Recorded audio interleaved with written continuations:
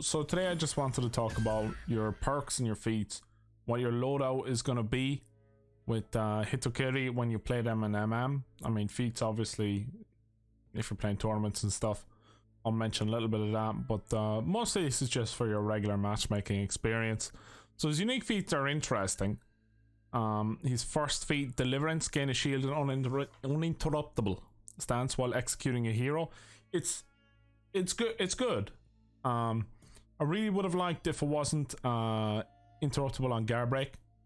That would have been quite interesting to have a hero like that heavily leaned towards executions. It's kind of unfortunate that does weaken it quite a lot. But kind of see how it goes. If you have some cover on your execution, you won't be able to be interrupted easily. You're not going to take damage for going for it or attempting it. So it's a good tier 1. I'd probably run it over the other options. These other tier 1s, fast recovery, nice to have on heroes that can exert some continuous offensive pressure. The issue with this hero is that you can't really exert continuous offensive pressure, which makes this weak or this feat have quite a lot of lack of synergy with the hero's playstyle or kit. So I can't really recommend running fast recovery. Iron Lungs, I mean, we all know Iron Lungs. You can sprint without a stamina. Not that useful. So you're going to be running Deliverance for tier 1. On tier 2, I have Bloodlust selected here, but his unique is Tainted Gift. Mark and reveal an enemy hero. If executed, the killer and their nearby teammates regain some health.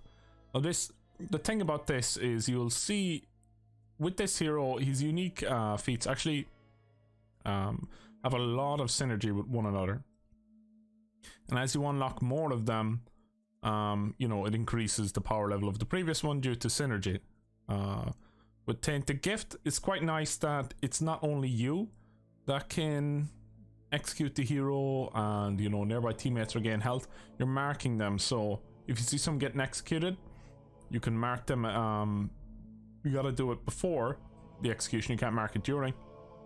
And your teammate and everyone around will heal within a particular radius. You'll be able to see a ring when it occurs on the ground. Better if you do it, because it's safer. And you have the shield, of course, if running Deliverance. But I mean, it's fine. It stays up for 30 seconds. The cooldown is a minute and a half, a little bit longer than I would like, but this could be a feat where if the cooldown was really low, like 45 seconds, it could very well be too strong. Because if you remember Soothing Mist with Zhang Jun, it would have that kind of an effect. So I can see why they'd lean towards caution on a minute and a half timer on it. Although I would like to see it a bit less to have it better, and then kind of maybe increase the cooldown depending on how strong it is or whatever. The other tier 2, this is probably what you'll run in matchmaking because you won't be in a coordinated team. So you'll have less cover for Tainted Gift and less use out of it. You know, when your teammates might not be around for Tainted Gift and stuff. There's, like I said, lack of coordination. So Bloodlust killing heroes grants temporary attack and defense boost. This lasts for 10 seconds from the moment the character you kill like is confirmed dead. So like if you start an execution, I believe the way Bloodlust works is it will activate when they die. So you'll be losing Bloodlust time during an execution. So you have 10 seconds of a 50% attack boost and 50% defense boost, which is nice, pretty good. Righteous Deflection, passive parry to gain high damage reduction for a short time. I mean, it's dependent on getting parries externally. You'll want to use this. This has got its much utility when you're being attacked by multiple opponents, of course, and you'll want to use that in those situations. But going for parries in those situations is can be quite difficult, and this is quite clearly the weakest feat of the 3. So you're going to be running Bloodlust in matchmaking more than likely. His third unique feat, Spirit Shroud, passive gain damage resistance after executing an enemy hero. Effect remains until you are killed. This is really, really strong. This is a really good tier 3 feat. The in the dev stream they said he said 30%, one of the developers, but it's in actual fact 20%, so I think it was a slip of the tongue for him. But the fact that it remains until you die is really, really, really good. And to add to that, it works on captains in Breach. So if you have your tier 3, I mean obviously your tier 1, you're not going to lose health executing on the side points in Breach with this hero. So if you execute a person or a captain with tier 3 up, you're obviously going to have these previous two. You're looking, it's really, really good. 20% permanent damage reduction. This reduces the need to run Bastion perk, but you might still run Bastion. We'll look at perks in a minute. But this is a must run over the other tier 3s. Heal on block, you know what heal on block is like. It's okay. Basically what heal on block is going to do for you is negate chip damage. Unless you're a hero playing mid, like Conqueror, who's got body count and heal on block, and you're going to be healing off heal on block like crazy with your body count in your zone or whatever. You're not going to run heal on block. You're just negating chip damage. On Nuke, I'm going to mispronounce that, but Nuka-Kubi, gain stamina on successful hits for tier 3 power level. That's pretty bad. You're not going to want that. You're never going to run it. It's a bad feat. Particularly in its position, it's even if that was tier 1, I wouldn't run it. It's awful. Senbon Sakura, the first of the tier 4s and the unique one. You guys are going to be very familiar with this. This is the one-shot feat. Single target, launch an attack that cannot be parried nor blocked. Deals massive damage leading to an execution on kill. The strength of it, you've seen it, it's one shot. It's got a really good cooldown. 1 minute 30 seconds, the same as the unique tier 2. The weakness of that is it's really, really easy to avoid it. So you're going to want to catch someone in confirmed situations or make reads on recovery. For the confirmed situations, I believe the following 4 are confirmed. On Revenge Knockdown, if you activate Revenge, they get knocked down. You activate your tier 4, you'll kill them. Revenge Throw, out of stamina parry, out of stamina throw. I think those are the 4 confirmed Senbon Sakura situations. So, I mean, knowing those confirmed is good. It means that if you have your tier 4 and you're in Revenge, or you're holding Revenge, and you're being ganked, it makes it extremely dangerous to gank your character, because you're going to want to like make absolutely sure your Revenge doesn't get baited out and you don't get a knockdown. You're going to want to get that knockdown. So you're going to, there will be, it's pretty scary to gank this character 2v1 when he has this up, basically. Because if he hits them, it's also a heavy that leads into an execution. What's going to happen is, he gets that, you can choose to execute, which you're not going to do because you get GB'd.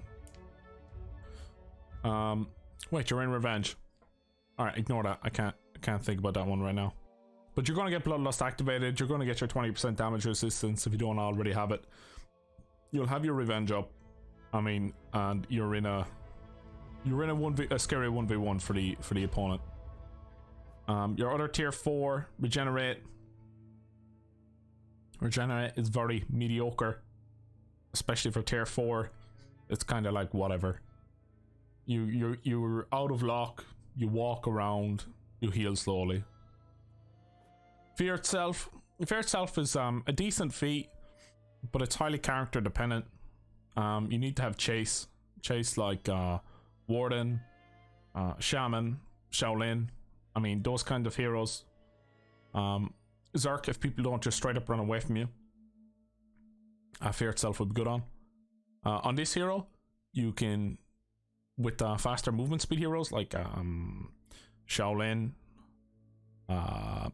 Shaman, Gladiator, they're locked on movement speed. They can literally walk backwards away from your pressure. It negates your entire moveset, in actual fact.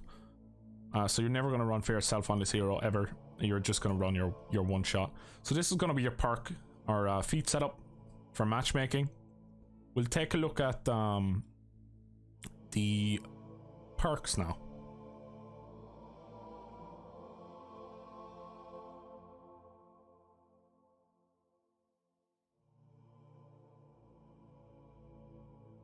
Now for perks, he's got really good options, really good perks. And the first one you're going to take 100% of the time, the strongest perk in the game, Vengeful Barrier. Vengeful Barrier is absolutely broken. It is an absolutely broken perk. It is so ridiculously strong. Coming out of Revenge, getting a 25 health shield. This also procs with other perks like Aegis. All shields received are increased by 20%. So you're going to get 20% on your Vengeful Barrier, for example.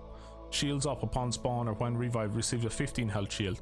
Aegis will proc on that, giving 20% increase on that as well. These three are quite good with one another. You could also run Bulk Up. I will probably run the Aegis Shields Up Vengeful Barrier, more than likely, just for proccing shields all the time. Character gets shields and execution. You get 20% damage reduction on your tier 3, so I'm probably not going to run Bastion, because the 20% damage reduction on the tier 3 will also proc on your shields up and Vengeful Barrier, which are also 20% more with your Aegis. So these are the three I'm going to go for.